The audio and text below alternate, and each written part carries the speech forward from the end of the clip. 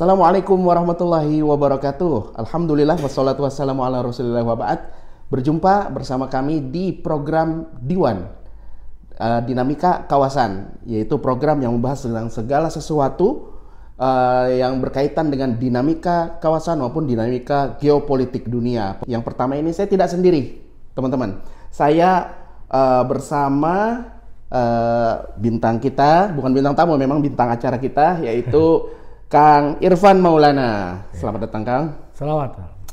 Beliau adalah jurnalis senior dan juga pemerhati geopolitik dunia. Boleh begitu ya, Kang, ya disebutnya? Ya, boleh lah. Dinamika kawasan akan membahas yaitu tentang konflik yang sedang terjadi saat ini nih, Kang. Seru banget. Ya, betul. Nah, sampai hari ini ketika video ini dibuat, ini adalah hari ke-6, Kang. Ya. Jual beli serangan antara Israel dan Iran. Ya.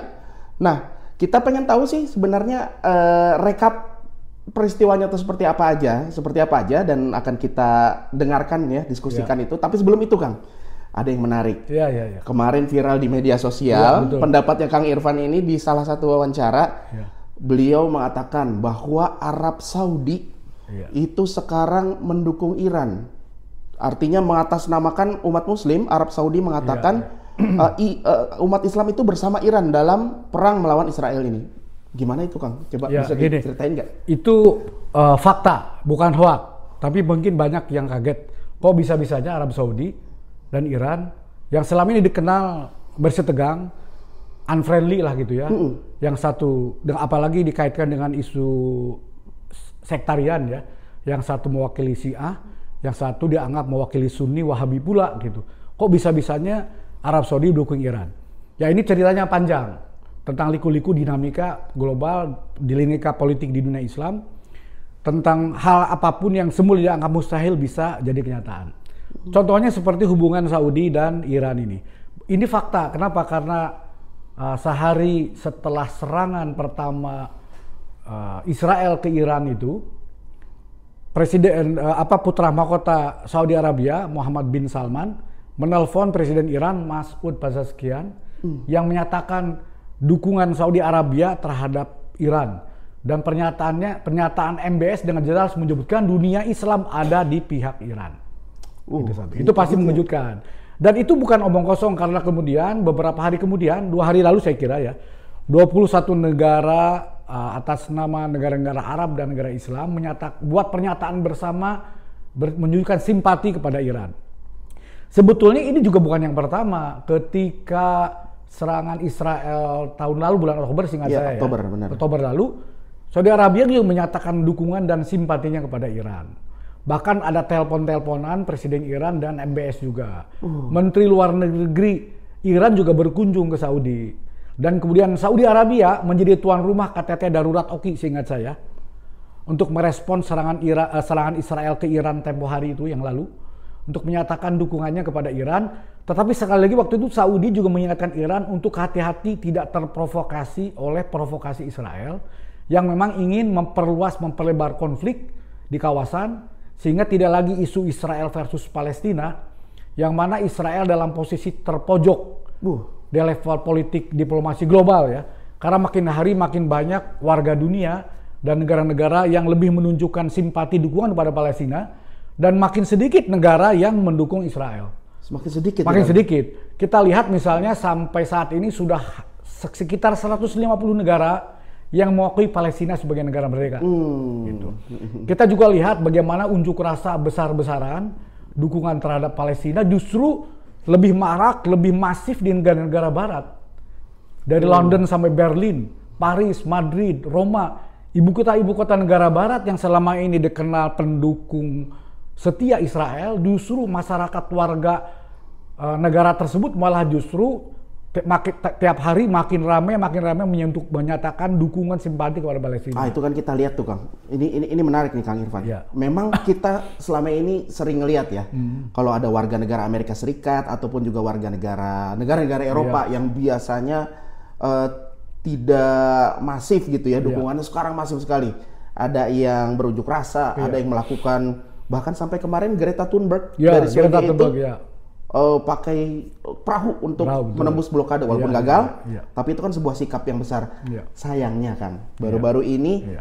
pertemuan G7 Iya. menyimpulkan bahwa Iran adalah biang kerok kerusakan di Timur Tengah. Begini. Itu tuh gimana tuh? Saya melihat sekarang tuh ada mulai terjadi diskrepansi, kesenjangan antara elit politik di negara-negara barat dengan pandangan warga masyarakat mereka. Saya lihat itu menunjukkan perkembangan yang menarik. Karena makin hari makin kuat tekanan opini publik sampai batas mana negara-negara superpower, negara-negara kuat itu masih mempertahankan polisi yang pro Israel tanpa reserve gitu ya. Jadi sampai batas mana? Dan sebetulnya makin hari makin menunjukkan gelagat pergeseran arah polisi mereka. Oke. Saya ambil contoh dalam soal pernyataan kemarin G7 yang dimana Donald Trump menolak menandatangani, meskipun mereka mengutuk dan menyebut Iran sebagai biang kerok, tetapi mereka juga menekankan perlunya deeskalasi. Oke, deeskalasi. Itu artinya sikap itu dianggap abu-abu dari sudut pandang Netanyahu. Tidak memberikan dukungan tegas, keras, dan jelas bagi kepentingan Netanyahu terhadap Iran. Kan pernyataan Macron setelah itu kan menyebutkan perlunya deeskalasi. Iya betul. Jadi sebetulnya sudah mulai agak miring tuh. Kita lihat juga kan, Anda perhatikan ya, demo-demo besar di Eropa itu ya. Di Den Haag itu ada demo pro Palestina minggu kemarin, yang terbesar dalam 20 tahun terakhir untuk soal Palestina. Di Inggris, di London itu 500.000 orang bisa turun ke jalan untuk Palestina. Intinya Israel secara pengaruh sudah sangat jauh Bang Darwin. Di kalangan masyarakat sipil global, masyarakat dunia sudah jelas posisi Israel semakin hari makin terpojok.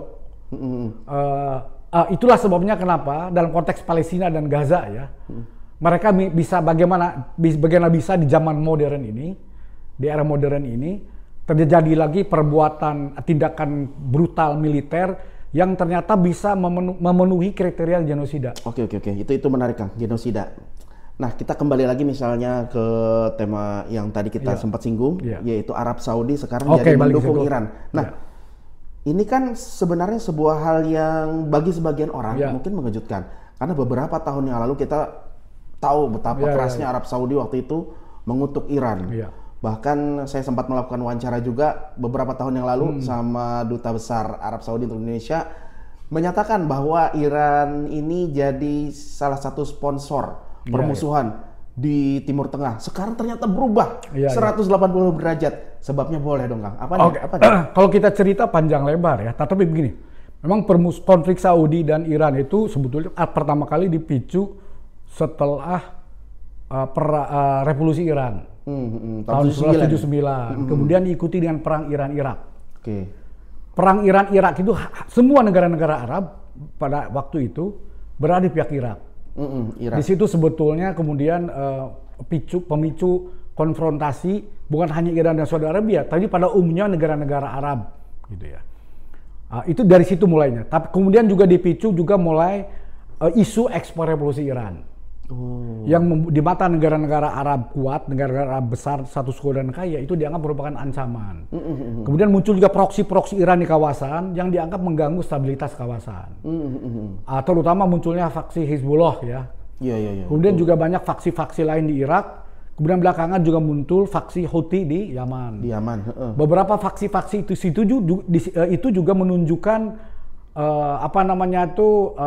artikulasi dan aksentuasi yang seolah-olah ingin mendekonstruksi kawasan, terutama terhadap para penguasa atau negara-negara Arab status quo yang sudah mapan. Itu dianggap ancaman. Kemudian dibumbui dengan isu sektarian, soal isu Sunni dan Syiah dan sebagainya. Di masyarakat juga terjadi polarisasi berdasarkan isu itu. Jadi akhirnya lengkap sudah lah.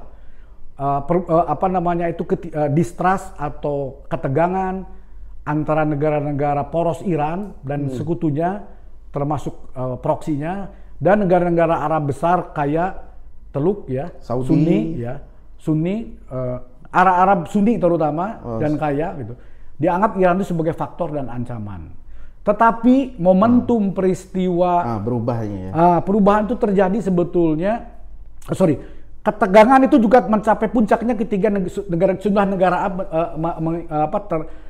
terseret dalam program Abraham Accord-nya Donald Trump. Iya, betul. Normalisasi sama Normalisasi Israel, Israel itu luar biasa.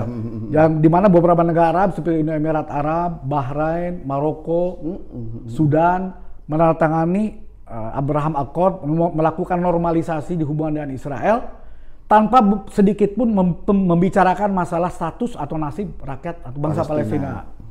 Nah, Saudi dalam posisi belum, gitu ya. Saudi masih tarik ulur, sejumlah alasan disampaikan. Bin Salman dalam sebuah wawancara dengan media Amerika waktu itu, ketika rame-rame orang-orang negara-negara itu tanda tangani Abraham Accord, mengatakan problem buat Saudi Arabia adalah opini rakyatnya Saudi. Bahasa MBS itu ke tingkat antipati rakyat Saudi terhadap Israel itu sangat tinggi.